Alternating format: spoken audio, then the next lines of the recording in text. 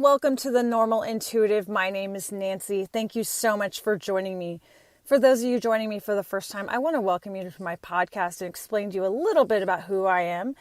My name is Nancy. I live in New England. I have 2 living children, 1 in spirit. I've been married for over 11 years. And when I'm not doing psychic readings on the phone or in person, I am a stay-at-home mom. And besides being a psychic medium, I'm pretty normal. And I like running. I take a karate class. I like doing very normal things, except I just have this extraordinary ability. You can reach me on my website, and how you book a reading or a question with me is on my website at one, that's spelled out one-question.net. You can read more about me and learn about me on my Facebook page at facebook.com/one question at a time. That's spelled out. Or on my Instagram at the number 1 question at a time. And I start each podcast with a momism, and I share a little story about what my 9 or my 4-year-old has been doing. And this episode, I want to share something that my 4-year-old has been doing, which is he knows just about every dinosaur that's ever walked the earth that we have discovered, and knows about every breed, species, whatever. And yet he is refusing to learn his letters, absolutely refusing to learn his letters or write his letters. And so this morning we started bribing him with those Skippy peanut butter bites.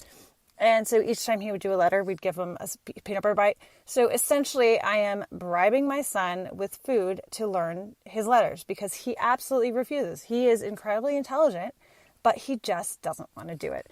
So right now he's inside dancing around in his underwear and with his Nana and having a good old time being bribed by Skippy peanut butter bites. And no, I'm not sponsored by Skippy.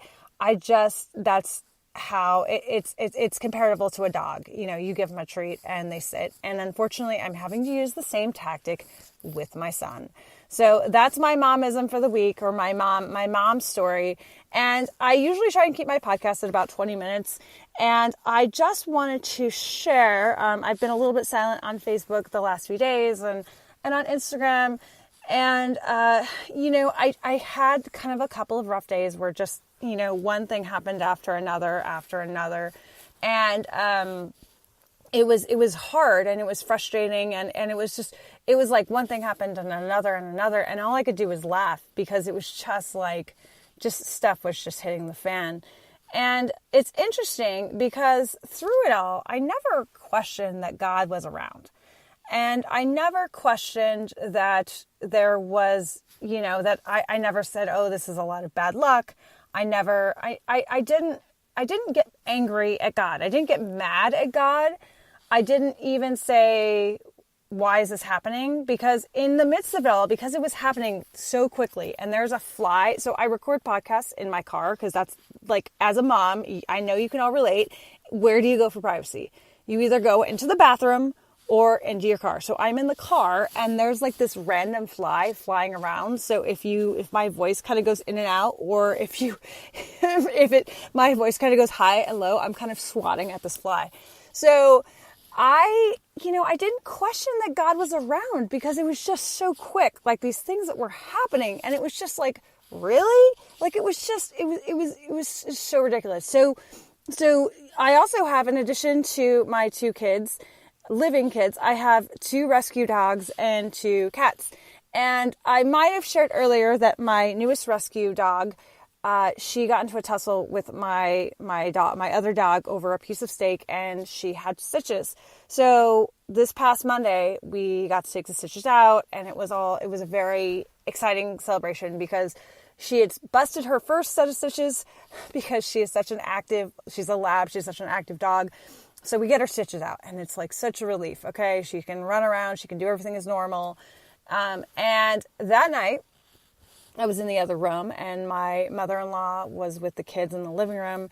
And all of a sudden my older dog growled at my younger dog. And before we knew it, both dogs were fighting big time. And we could not get them off of each other. And Abby, who had recently gotten her stitches out, had actually locked her jaws around my older dog's neck, locked jaws. And it was scary. And I tried to get in the middle, but I also knew I was going to get hurt. We were going to get getting in the middle of this. And so finally my mother-in-law pulls in, and by the way, my mother-in-law is like extremely allergic to dogs, but so she pulls, she's like, who cares? She pulls one of them off, and then I pull the other, and that's how we finally got the dogs apart. But my other dog, Domino, she had a puncture wound in her head, and her paw was really, one of her paws was really, really messed up. And she was shaking. And meanwhile, my 9-year-old daughter was witnessing all this, and she was sobbing because now there's blood everywhere. I mean, it was horrible, horrible, horrible. So that was that night. Once we determined that, the blood had stopped, I thankfully had some leftover anti-anxiety medication from when Abby was at the vet. So I gave Domino some anxiety medicine. I had some leftover pain pills from Abby. So I gave Domino a pain pill, and I knew we were going back to the vet. I knew it. So I was like, okay, fine. We'll go back to the vet in the morning. That's fine. We'll do what we have to do. So I take Domino in the next morning, and I call them, and they know me. Like this vet knows me by name now. They know my phone number. I mean, they know me. And we walk in, and they're like, wow. And we go into the vet's office, and the vet was super patronizing. Why'd you leave a bone down? Which was really ridiculous because, and I told him, I just enjoy supporting small businesses, and I feel like I hadn't given you guys enough money. Anyway, so it turns out Domino needs two staples. She needs actual staples because it was in like the kind of the elbow part, I guess, for a human in her paw. So she needs staples. So we have to drop her off. Meanwhile, I go to pick up my son. My mother-in-law and I are in two separate cars. We go to pick up my son from preschool. My mother-in-law has my son. And wouldn't you believe it, but they get in a car accident. So my dog has stitches. My mother-in-law and son get in an accident. And thank God they weren't hurt. Thank God they were not hurt. My car is a little busted up. But it was just like one thing after another, after another, after another. And it was just like things just kept hitting.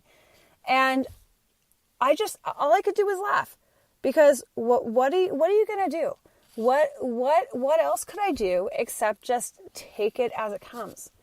And instead of being angry that this stuff was happening, I was grateful. I was grateful that my mother-in-law and son were not hurt.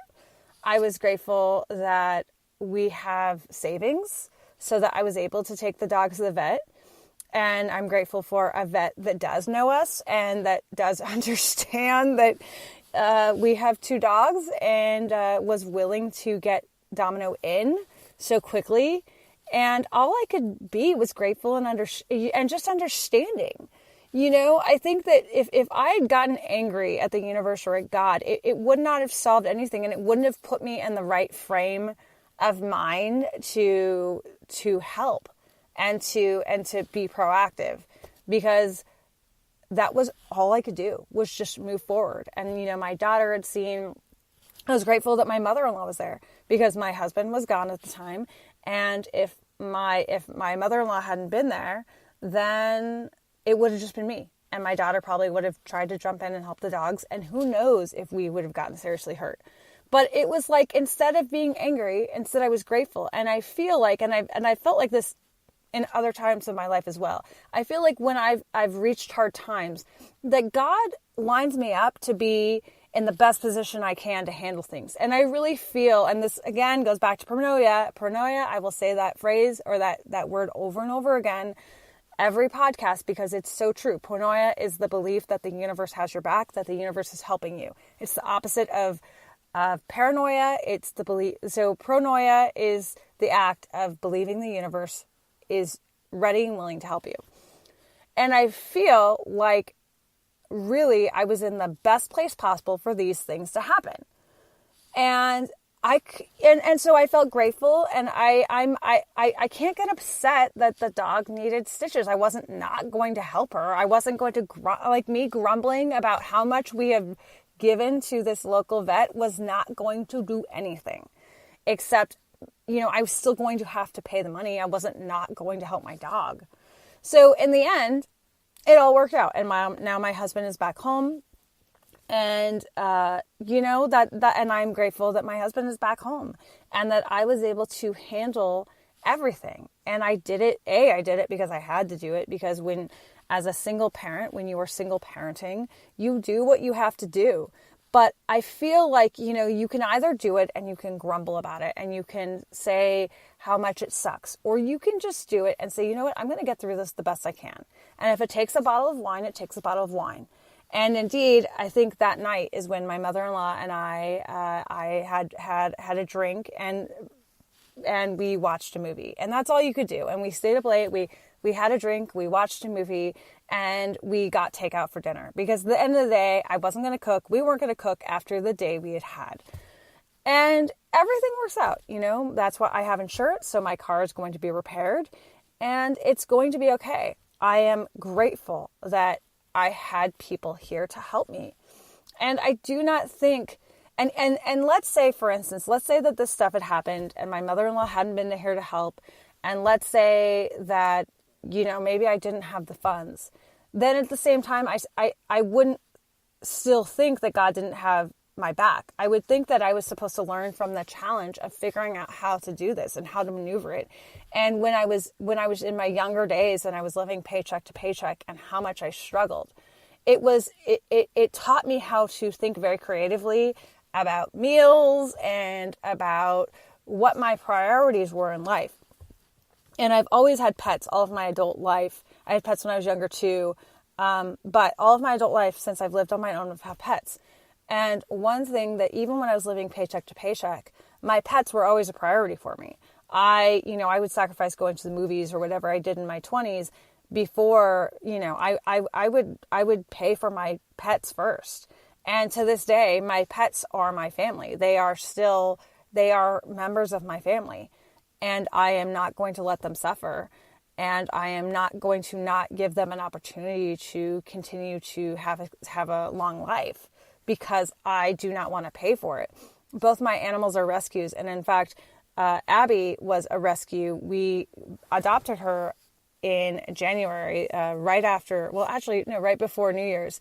And Abby was a special situation. She was a rescue from down south, and she was in a kennel for 9 months of her life before they brought her up here. And this dog was afraid of everything. She still is afraid of everything. And she really was like the dog that no one wanted. She got along great with other dogs, but she was a very hard case. And I remember when we went to our rescue organization and asked to look at her, they were a little uncertain because we have kids, we have another dog, and they said, well, you can meet her.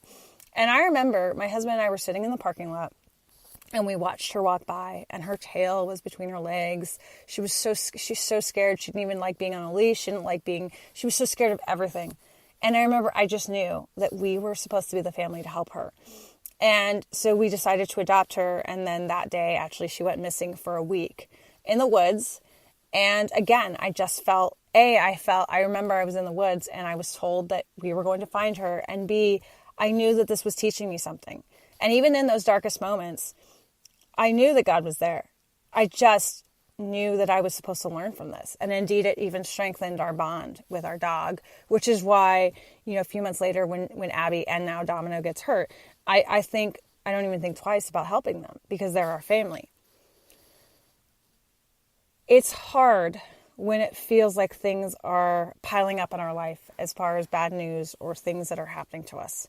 And it can be very easy to get down on ourselves and be frustrated and be depressed and turn to food. That's my, my thing always is I turn to sugar because I'm not a big drinker, but I will turn to sugar when I am down and I am depressed.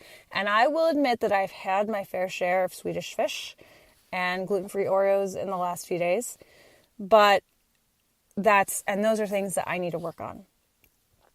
But I knew that I was going to get through it. Just like in my depression, I know that tomorrow will come. I remember I watched a documentary on the Appalachian Trail, and one guy that has hiked it said that if you're going to quit on a good day. Never quit on a bad day. You want to quit on the best hiking day you've ever had.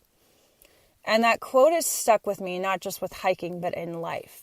When you get really down and depressed,